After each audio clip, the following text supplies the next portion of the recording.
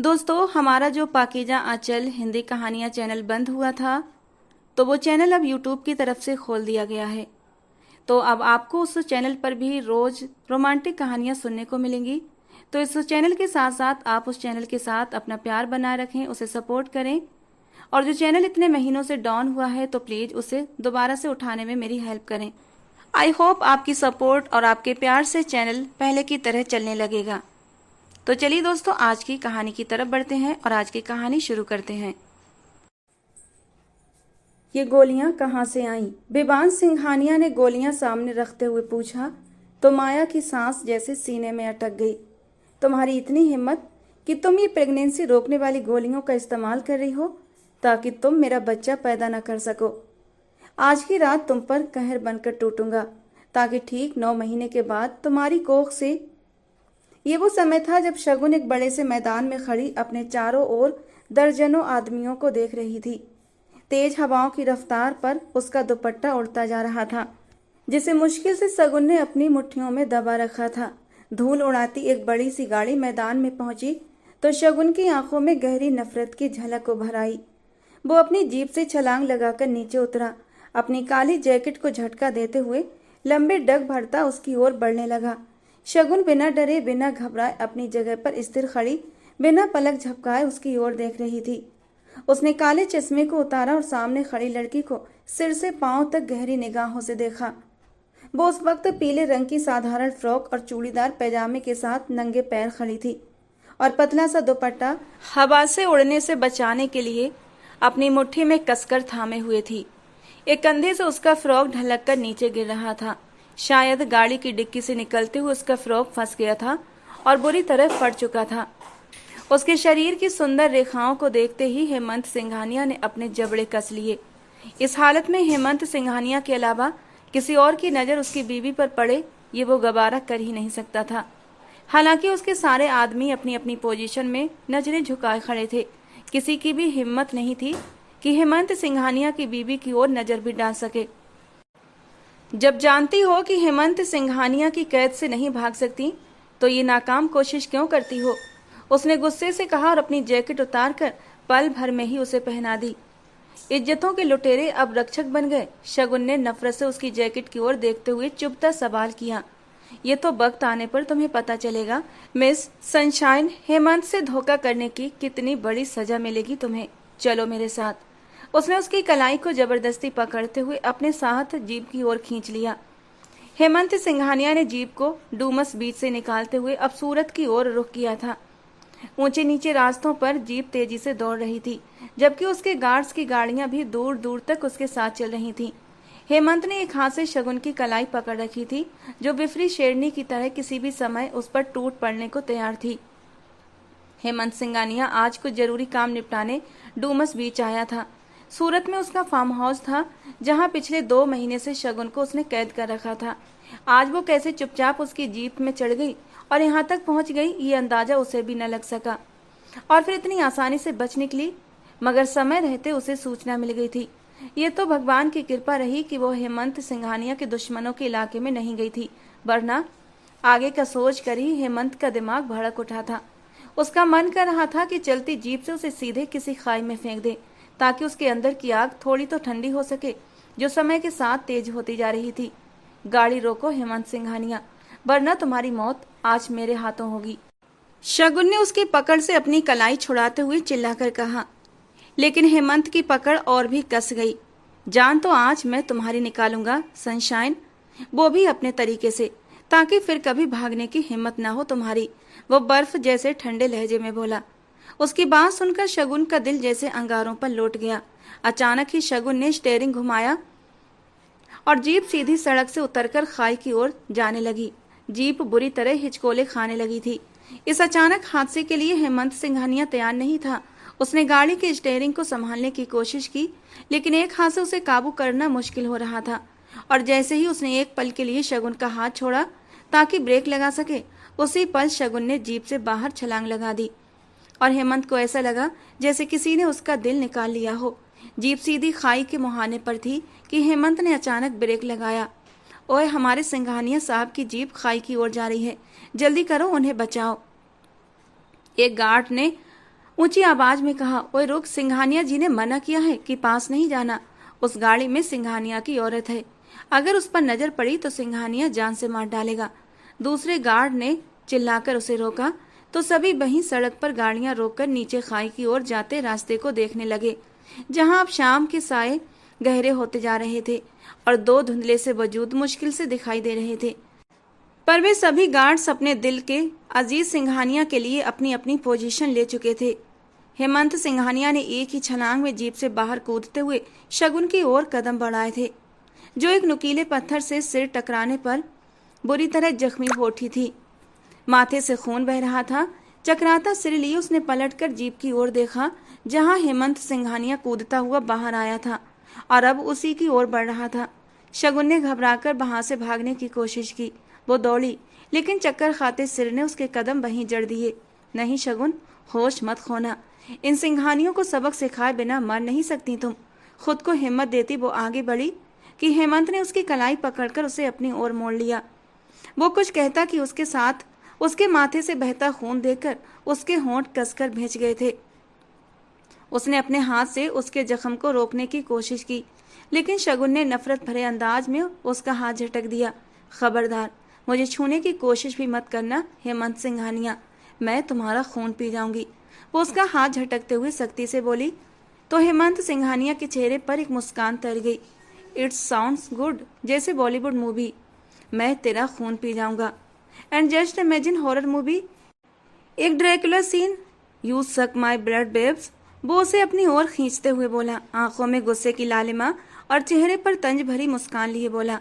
लेकिन अगले ही पल चौंक उठा जब शगुन ने अचानक उसके गर्दन की दाईं ओर अपने दांत गड़ा दिए। वो तो जैसे सांस ही लेना भूल चुका था। अपने हाथों की मुट्ठियां कसकर भींचे वो उसके दिए दर्द को सहन कर रहा था, लेकिन शगुन तो मानो जोंक की तरह चिपक गई थी, जैसे बिना मांस नोचे पीछे नहीं हटेगी। हेमंत ने उसे पीछे हटाना चाहा, लेकिन वो टस से मस नहीं हुई। मजबूरन हेमंत को भी उसकी बेशर्मी का जवाब बेशर्मी से ही देना पड़ा। उसके पेट के निचले हिस्से पर दबाव डालता वो उसे कानों की लौ तक लाल कर गया था। वो बुरी तरह पीछे हटती लाल चेहरा लिए हेमंत को गुस्से से घूरने लगी, जबकि उसके होंठों पर खून लगा हुआ था। हेमंत ने अपना निचला होंठ दांतों के नीचे दबा लिया और गर्दन के जख्म पर हाथ रख दिया। तुम दया के काबिल नहीं हो, झटके से कहते हुए उसने शगुन की कलाई को जोर से पकड़ा और ऊपर की ओर कदम बढ़ा गया। सभी बॉडीगार्ड्स अलर्ट हो गए थे और पीछे हट गए थे। उसकी जीप बुरी तरह फंस गई थी, जिसे निकालने का वो अब रिस्क नहीं ले सकता था। रात बहुत गहरी हो चुकी थी और उसे अपने इलाके में वापस पहुंचना था। गार्ड्स की एक जीप लेते हुए वो उसमें शगुन को बिठाता है और खुद ड्राइविंग सीट पर बैठकर एक बार फिर से सूरत की सड़क पर निकल पड़ा। शगुन ने नफरत से उसकी ओर एक नजर डाली थी, लेकिन अगले ही पल उसका दिल बुरी तरह सिमट गया था। उसके गले पर दिए गए अपने जख्मों को देखकर वो अपना होंठ दांतों के नीचे बुरी तरह दबा गई। ड्राइव करते हुए भी हेमंत की नजर उस पर थी। हाथ उसके होंठों की ओर ले जाकर उसने उसका निचला होंठ दांतों से छुड़ाया। 2 महीने से हो मेरी कैद में, मेरी बीवी हो, एक जायज रिश्ता है तुम्हारे साथ। जिस वक्त चाहता जब चाहता तुमसे अपना हक ले सकता था, लेकिन मैंने लिहाज किया, बहुत ही ज्यादा लिहाज किया तुम्हारा। लेकिन आज जो तुमने किया है ना, उसका बदला सूद समेत लूंगा तुमसे बिस्तर पर। Just wait and watch. Hemant Singhania, अगर तुमने शगुन को छूने की कोशिश भी की ना, तो मैं तुम्हारी जान ले लूंगी। जान कैसे लेते हैं आज रात तुम्हें बहुत ही डिटेल से समझाऊंगा, ताकि तुम दोबारा भागने की कोशिश ना करो और ना मुझे काटने की। मानी भरे अंदाज में कहते हुए उसने शगुन को बुरी तरह डरा कर रख दिया था। कहाँ से आ रहे हो तुम? जो अभी अभी बाहर से लौटा था अपने कमरे की ओर बढ़ रहा था कि अपने पापा की आवाज पर उसके कदम रुक गए। कोई काम था आपको पापा? तुम्हारी माँ ने शिकायत की है तुम्हारी। उन्होंने तुम्हारे लिए मीना को पसंद किया है शादी के लिए। जानता हूँ पापा, लेकिन मैं राजी नहीं हूँ। पापा, मैं पहले भी बता चुका हूँ और बार बार यही बात दोहराने का क्या मतलब है? जब मैं शादी के लिए तैयार ही नहीं तो फिर माँ क्यों बार बार इस बात पर बहस करती हैं? देखो यार, तुम्हारी बीवी, एक बाहर वाली औरत की खातिर अपनी माँ को नाराज करोगे तुम? पापा, बाहर वाली नहीं थी वो। विवान ने मुश्किल से अपने लहजे को धीमा रखा। जानता हूँ, लेकिन अब वो इस दुनिया में नहीं रही, तो क्यों उसकी यादों को सीने से लगाए बैठे हो? आगे क्यों नहीं बढ़ते? पापा, मैं माया की जगह किसी को नहीं दे सकता, और इस तरह से शादी करके अगर मैं किसी को अपनी जिंदगी में शामिल कर लूं तो ये उसके साथ बहुत बड़ी नाइंसाफी होगी। फिर चाहे वो मीना हो या फिर कोई और हो, मैं शादी नहीं करूंगा। इसलिए बेहतर होगा कि दोबारा मेरे साथ इस विषय पर बात न कीजिए, वो सख्ती से कहता हुआ अपने कमरे की ओर बढ़ गया, जबकि सुभाष सिंघानिया गुस्से से सिर झटकते रह गए। वो लड़की उसकी जिंदगी से चली गई है, इस दुनिया से ही चली गई है, लेकिन ये अब भी उसकी यादों के सहारे जी रहा है। न जाने कब अकल आएगी हमारी औलाद को। और एक वो दूसरा है जो फार्म हाउस से बाहर ही नहीं निकलता, पता नहीं कौन से खजाने दफन किए हैं वहां पर। अपने दिल की भड़ास निकालते हुए वो बाहर की ओर बढ़ गए। बेबान सिंघानिया अपने कमरे में दाखिल हुआ तो उसका दिल फिर से अतीत की यादों में डूबने लगा था। 2 साल पहले उसकी जिंदगी में वो मासूम सी लड़की आई थी, अपनी मासूमियत उसकी जिंदगी में बिखेरते हुए। माया अपने नाम की तरह खुद भी बहुत खूबसूरत थी। अपनी और उसकी शादी की तस्वीर निकाली, हमेशा की तरह उसे याद करता हुआ उसकी तस्वीर पर हाथ फेर रहा था। लेकिन उनकी जिंदगी में मोहब्बत की उम्र कितनी कम होगी उसने कभी सोचा नहीं था। बहुत मोहब्बत की थी, बहुत ज्यादा, लेकिन बदले में सिर्फ बेवफाई मिली। बेबान ने वो तस्वीर वापस दराज में रखते हुए गुस्से से दराज को बंद कर दिया। नहीं, मेरी जिंदगी में उसकी कोई जगह नहीं है। वो एक धोखेबाज थी, धोखे के साथ आई और मेरा सब कुछ बर्बाद करती चली गई। दिल ही दिल में उसे बोलता हुआ उसने आंखें सख्ती से मींच ली। वो शगुन को लिए फार्म हाउस पहुंचा था। उसकी कलाई सख्ती से थामे सीधा कमरे की ओर बढ़ा। शगुन बुरी तरह गुस्से के मारे बिफर गई। उसे यकीन नहीं हो रहा था कि हेमंत सिंघानिया उसके साथ ऐसा व्यवहार कर सकता है। उसे अभी भी यही लग रहा था कि वो बस उसे डरा रहा है, उसके साथ ऐसा वैसा कुछ भी नहीं करेगा। वो दिल ही दिल में खुद को तसल्ली दे रही थी, जबकि हेमंत सिंघानिया के गुस्से से अंदर से बुरी तरह घबरा भी चुकी थी। हेमंत, छोड़ो मुझे, पागल हो गए हो? वो उसे जोर से बेड पर पटकते हुए अपनी गर्दन पर हाथ रखता, अपनी आंखें नीचे गर्दन को स्ट्रेच करता, आईने में अपना जख्म देखता और भी ज्यादा तैश में आया था। फिर पलटकर शगुन को देखा जो बांस हाथ में उठाए उसे मारने को दौड़ी थी, लेकिन वक्त रहते हेमंत ने उसकी कलाई पकड़कर खुद को बचाया था। वो पहले भी उसे तकलीफ पहुंचाने का कोई न कोई मौका तलाशती रहती थी, लेकिन आज तो उसने हद ही करती थी। उसके हाथ से बांस लेकर दूर दीवार पर दे मारा और शगुन उछलकर पीछे हो गई। हेमंत ने गुस्से से उसका दुपट्टा खींचते हुए उसे अपने हाथ पर लपेटा था। दुपट्टा खींचने से उसके गले पर बहुत सख्त खरोंच पड़ी थी और वो सिसक कर रह गई। लड़खड़ाकर 2 कदम पीछे हटी। उसके माथे से खून बहना अब बंद हो चुका था, लेकिन जख्म अब भी ताजा था। पर शगुन को तो कोई परवाह ही नहीं थी, जैसे बहुत बेकाबू हो रही हो ना, तुम्हारे अंदर की आग को अभी ठंडा करता हूँ, हेमंत ने गरजते हुए कहा और साथ ही उसके वजूद से अपनी जैकेट को उतारकर दूर फेंका। अगले पल उसे कमर से जोर से जकड़ा और उसकी फिरौक को नीचे की ओर। शगुन की सांसें सीने में अटकी हुई थी, आंखों में नमी लहराई थी। हेमंत, तुम मेरे साथ, वो हकलाते हुए बोलती उसे फिर से चेतावनी दे रही थी। मैं तुम्हारे साथ क्या क्या कर सकता हूँ, अभी तुम्हें थोड़ी देर में ही सब कुछ पता चल जाएगा। शगुन उसकी जलती हुई सांसों को अपनी गर्दन पर महसूस करती लड़खड़ाते हुए लहजे में बोली थी। हेमंत ने झटके से उसका रुख अपनी ओर करते हुए दोबारा से कंधे के नीचे सरकाया था। वो तड़पते हुए उसे अपनी मुट्ठियों में जकड़ गई। अगर तुमने अपनी हद पार की हेमंत, तो मैं जान दे दूंगी अपनी। वो अब की बार अपने आंसू नहीं रोक पाई थी। नहीं मेरी जान, रोना नहीं, ये आंसू अभी नहीं बहने चाहिए, इन्हें बचा कर रखो, थोड़ा सा इंतजार करो। वो पल भी बस अभी आने वाले हैं जब तुम्हारी आंखों से आंसू निकलेंगे। कुछ ही देर में इन्हें बहने की अभी ठोस वजह दूंगा तुम्हें। कहते हुए हेमंत ने सख्ती से उसकी फिरौक को उसके वजूद से। Hemant Singhania, I hate you, Shagun चीखते हुए तड़पी थी। चुप, एकदम चुप, आवाज न आए। हेमंत सिंघानिया इतनी ऊंची आवाज में दहाड़ा कि वो सहमकर उसके सीने में ही छिप गई थी। हेमंत ने उसके सशंकित वजूद से आंखें हटाते हुए उसके चेहरे पर ध्यान केंद्रित किया। उसका जबड़ा सख्ती से हाथ में दबोचते हुए वो उसके साथ अपने होठों को मजबूती से मिला रहा था, उसकी आत्मा को नष्ट करने के इरादे से। शगुन की सांसें गहरी हो गईं। इन 2 महीनों में आज तक हेमंत उससे इतना करीब नहीं हुआ था और ना ही आज तक ऐसी कोई हरकत की थी, पर आज वो हर हद पार कर रहा था और शगुन का पूरा शरीर कांप रहा था। लेकिन हेमंत आज बिल्कुल भी तरस खाने के मूड में नहीं था। उसका बस नहीं चल रहा था कि उसकी सांसों को आज हमेशा के लिए रोक दे। उसे बिस्तर पर धक्का दिया तो बेख्तियार नजरें उसकी शगुन की गहरी सांसों से ऊपर नीचे होती मुलायम धड़कनों पर जा ठहरी। हेमंत के सीने में मौजूद खून का लोथड़ा एक पल के लिए ठहर सा गया था। शगुन ने मुश्किल से पीछे होते हुए अपनी धड़कनों को दोनों बाहों से छुपाया। करीब मत आना हेमंत, वरना मैं खुद को, वो आसपास देखती अपने बचाव का जरिया खोजने लगी।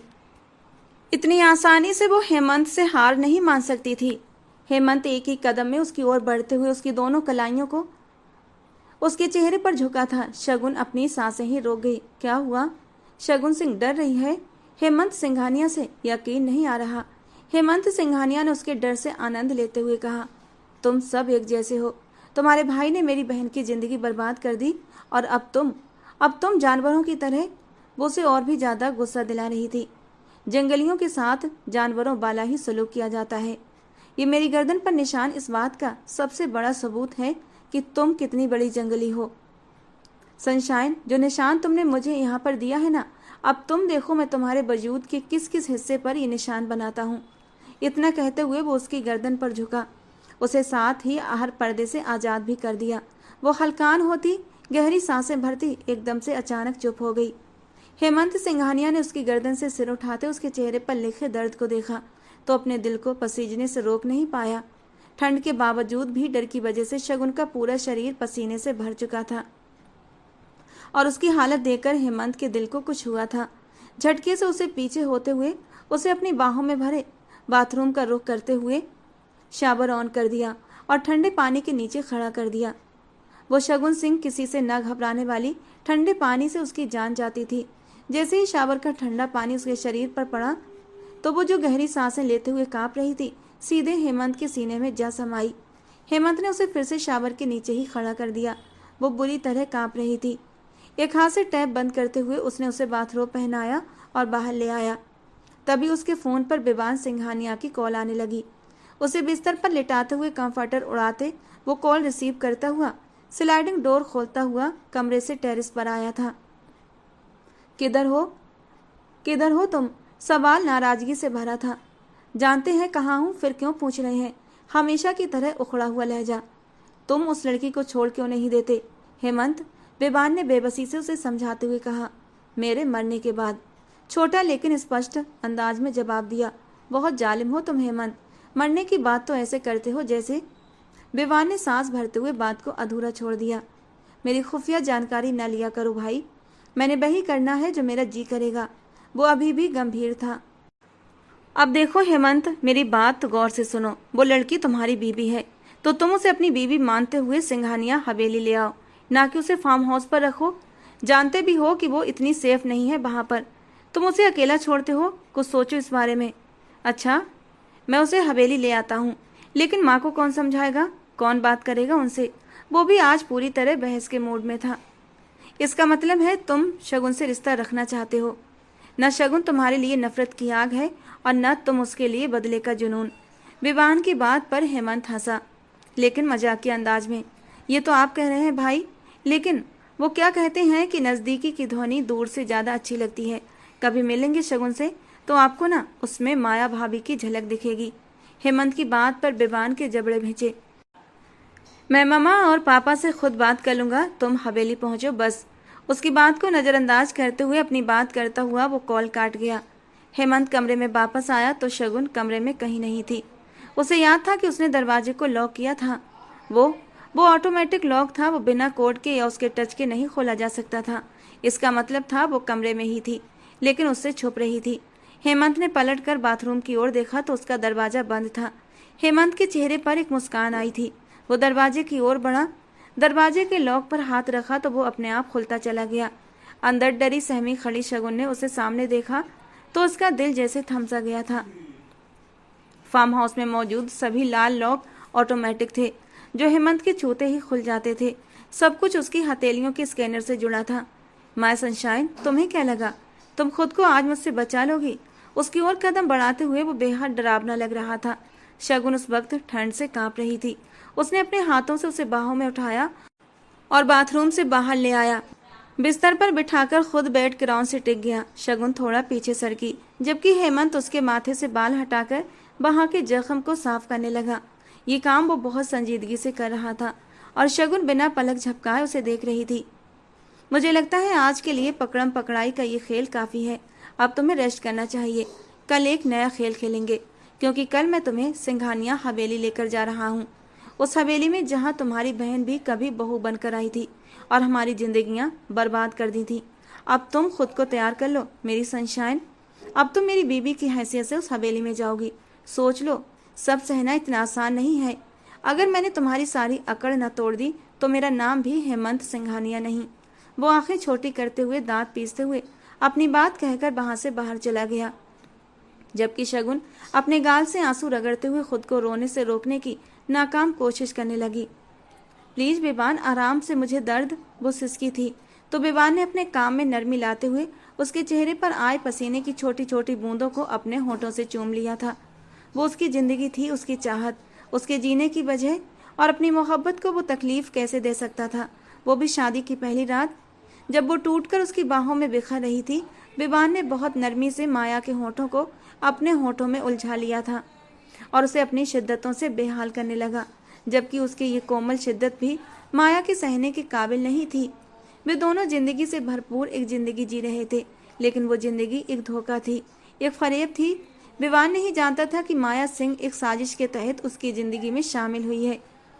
वो सिर्फ वही करती थी जो उससे कहा जाता था, लेकिन उसके जज्बात बेबान के लिए सच्चे थे या झूठे, ये बेबान आज तक समझ नहीं पाया।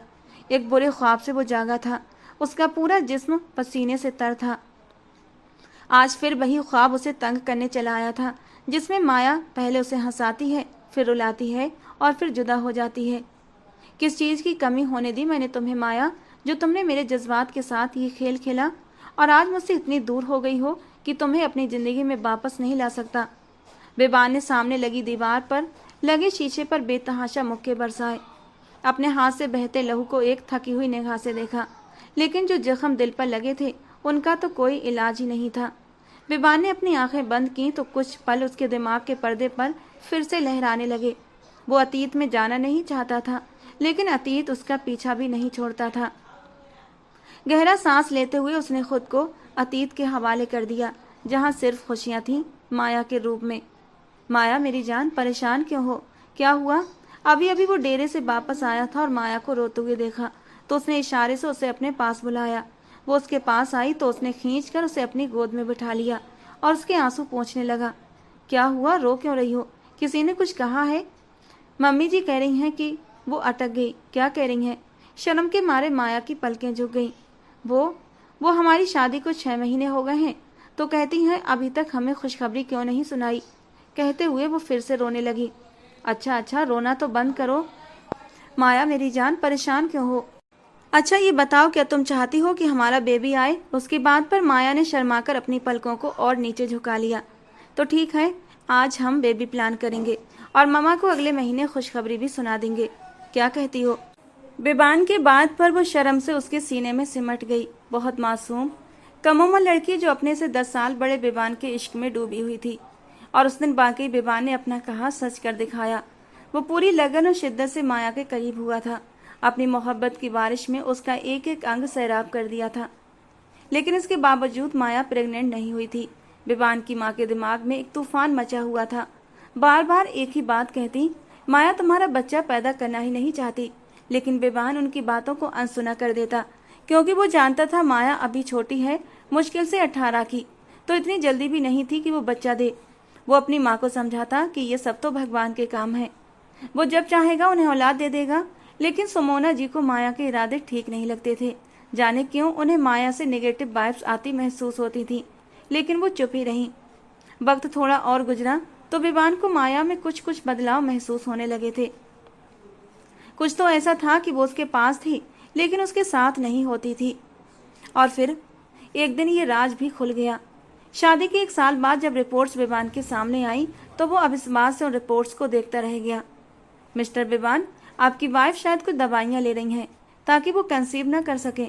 आई थिंक कि आप दोनों की रजामंदी से हो रहा है। सुमोना जी के कहने पर वो एक दिन पहले अपनी बीवी को लेकर डॉक्टर के पास गया था और उसका ब्लड टेस्ट करवाते हुए कुछ और टेस्ट भी करवा गया था, जिसमें डॉक्टर ने आज जो कुछ उसे बताया उसे सुनकर तो उसके पैरों तले से जमीन खिसक गई थी।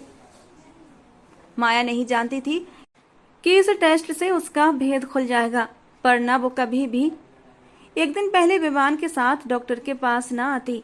आज विवान शहर से वापसी पर जब वो रिपोर्ट लेने गया तो वो पूरी तरह गुमसुम हो गया था। डॉक्टर प्लीज आप ध्यान से चेक करें, कहीं कोई मिसअंडरस्टैंडिंग हुई है। मेरी माया ऐसा कर ही नहीं सकती। विवान को यकीन ही नहीं आया।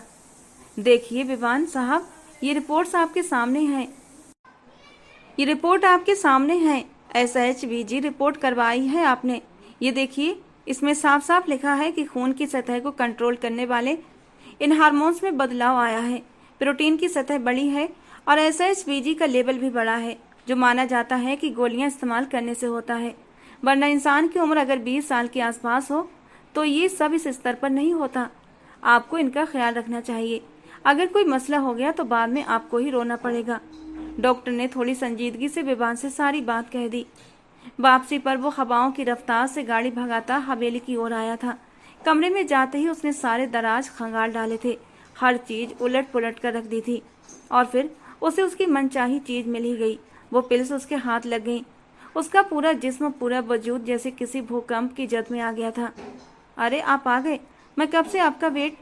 माया के बाकी के अल्फाज उसके मुंह में ही दम तोड़ गए थे। विवान के हाथ में वो टैबलेट्स देखकर उसके पैरों तले से जमीन खिसक गई थी।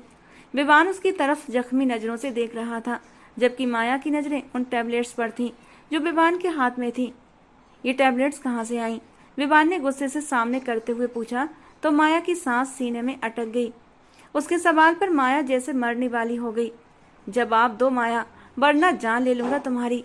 वो गुस्से से झपटता हुआ उसकी ओर बढ़ा तो वो पीछे हटते हुए दीवार से जा लगी। मुझे नहीं पता, वो रोते हुए बोल रही थी, लेकिन उसके चेहरे से साफ झलक रहा था कि वो झूठ बोल रही है। तुम्हारी इतनी हिम्मत कि तुम ये प्रेगनेंसी रोकने वाली गोलियों का इस्तेमाल कर रही थी ताकि तुम मेरा बच्चा पैदा न कर सको, वो दबे गले से चिल्लाया था। माया ने रोते हुए सिर नामे हिलाया। मेरी माँ ने मुझसे कहा था और मैंने यकीन नहीं किया। बोलता रहा कि मेरी माया मासूम है। वो रिपोर्ट्स की तरफ इशारा करते हुए गुस्से से चीख पड़ा। ये रिपोर्ट्स चिल्ला चिल्ला कर कह रही हैं कि तुम। दर्द और गुस्से से विवान की आंखों में आंसू भर आए। माया उसके आंसुओं को देखकर तड़प उठी। मैं तो इन रिपोर्ट्स को भी झुठला आया क्योंकि मैं जानता था मेरी माया मासूम है, और अब मेरा भरम टूट गया ये देखकर। वो गोलियां उसके सामने करते हुए जख्मी लहजे में बोला, तुमने मेरा एतबार तोड़ दिया, मुझे तोड़ दिया है माया तुमने। मैं अब कभी सर उठाकर जी नहीं सकूंगा। तुम वही एक लड़की थी जो मेरे दिल तक पहुंची थी, मगर तुमने मेरी मोहब्बत को बीच चौराहे पर उल्टा लटका दिया। मेरी खालिद जज्बात को मेरे ही मुंह पर इतनी बेरहमी से दे मारा कि अब मैं सारी जिंदगी खुद से नजरें मिलाने के काबिल नहीं रहा। माया उसकी बातें सुनते सुनते जमीन में धंसती जा रही थी। काश वो शब्दों के तीर की बजाय हाथ उठा देता तो माया को इतनी तकलीफ न होती। जी चाहता है इसी वक्त तुम्हारे टुकड़े कर दूं और गिद्धों को खिला दूं, और मैं ये कर भी देता अगर तुमसे मोहब्बत न की होती। वो बर्फ जैसे ठंडे लहजे में कहता चला गया और माया की सांसें थम सी गईं। इससे पहले कि मैं तुम्हारे साथ कोई ज्यादती कर बैठूं, यहाँ से चली जाओ। अपने दिल पर पत्थर रखकर विवान ने उसे फैसला सुना दिया। नहीं विवान, एक बार मेरी बात। वो तड़प गई थी। विवान के करीब होने लगी तो उसने उसे खुद से झटक दिया, पीछे की ओर धकेल दिया। वो हैरान निगाहों से विवान को देखने लगी। इससे पहले कि मैं कुछ कर बैठूं और हम दोनों एक दूसरे के लिए अजनबी हो जाएं, निकल जाओ यहाँ से, वो गला फाड़ कर चिल्लाया था। माया बुरी तरह सहमकर 2 कदम पीछे हट गई। उसकी बेयकीन भरी निगाहें देखकर विवान अंदर ही अंदर मर रहा था। दर्द भी खुद दिया और मासूम भी खुद बन रही हो माया सिंह। बहुत नफरत करती हो ना मुझसे कि मेरा अंश अपनी कोख में पालना नहीं चाहती, तो ठीक है, मैं तुम्हें अपनी जिंदगी से हमेशा हमेशा के लिए निकाल दूंगा। तुम्हें तलाक नहीं। प्लीज विवान, भगवान के लिए आगे कुछ मत कहिएगा। मैं जा रही हूँ। वो बिलख बिलख कर रोती हुई दिल पर हाथ रखे दरवाजे की ओर भागी थी। वो ठोकर खाकर गिरी थी मगर रुकी नहीं थी, पलटी नहीं थी। वो जा चुकी थी। विवान ने चीखा था, चिल्लाया था, रोया था। उसकी माँ ने उसे संभाला था, लेकिन वो जा चुकी थी। मगर विवान के वजूद को हमेशा के लिए जख्मी कर गई थी। वो जख्म जिनसे आज भी खून रिश्ता था। वो बेवफा निकली थी और वो जा चुकी थी, कभी वापस न लौटने के लिए। और वो दिन जब पूरे गांव में ये खबर फैल गई कि एक लड़की ने पहाड़ी से कूदकर अपनी जान दे दी। वो कोई और नहीं, माया थी। ये खबर हवेली वालों पर कहर बनकर टूटी। विवान को तो यकीन ही नहीं आया कि उसकी माया, उसकी डरपोक सी माया, मौत को भी गले लगा सकती है। अभी वो माया के दिए जख्म से उभरा नहीं था कि उसकी मौत की खबर ने विवान को पूरी तरह तोड़ कर रख दिया था। वो तो जैसे इस दुनिया से अपना नाता ही तोड़ चुका था। इस बात को आज लगभग 1 साल से ऊपर हो गया था, लेकिन पहले दिन की तरह ही विवान के दिल के ये जख्म आज भी ताजा थे। उसकी पूरी रात जागते और सोते कटी थी। उसके अंदर हेमंत का खौफ समा चुका था, जिसने शादी के बाद भी अब तक उसे नहीं छुआ था। लेकिन रात को वो जिस तरह उसके करीब हुआ था, सोचकर ही शगुन की सांस सीने में अटक गई थी। रात को उसकी हालत क्या से क्या हो गई थी। वो सुकून की नींद सो भी नहीं पाई थी। धीरे धीरे सुबह की रोशनी फैलने लगी थी। वो मुदी मुदी आंखों से उठी। हेमंत, तुम मुझे सिंघानिया हवेली लेकर जाओगे? उस हवेली में जहां मेरी बहन के साथ तुम्हारी माँ ने इतना जुल्म किया। वो दर्द से आंखें मीच गई और फिर उसके चेहरे पर एक मुस्कान आई थी। आंसू गालों से बेरहमी से रगड़कर साफ किए।